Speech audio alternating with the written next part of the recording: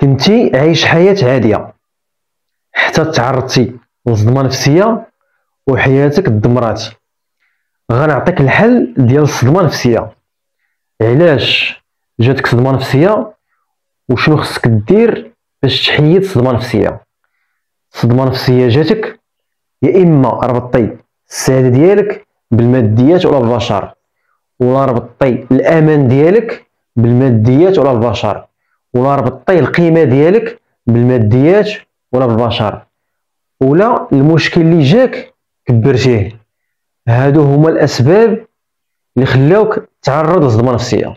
الحل ديال الصدمة النفسية هو السعادة ديالك ما كتربطهاش بالماديات وما كتربطهاش بالبشر. السعادة ديالك كتربطها بالله باش نفسك ترتاح. الحل ديال الصدمة النفسية هو الأمان ديالك ما كتربطوش بالماديات وما كتربطوش بالبشر. الأمان ديالك كتربطو بالله باش نفسك ترتاح. الحل ديال الصدمة النفسية هو القيمة ديالك ما كتربطهاش بالماديات وما كتربطهاش بالبشر. القيمة ديالك كتربطها بالله باش النفس ديالك ترتاح. الحل ديال الصدمة النفسية هو المشكل طرا ليك خاصك تصغرو باش النفس ديالك ترتاح.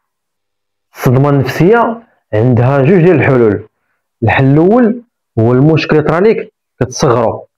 الحل الثاني هو السعادة ديالك والأمان ديالك والقيمة ديالك كتربطهم مع الله باش النفس ديالك ترتاح.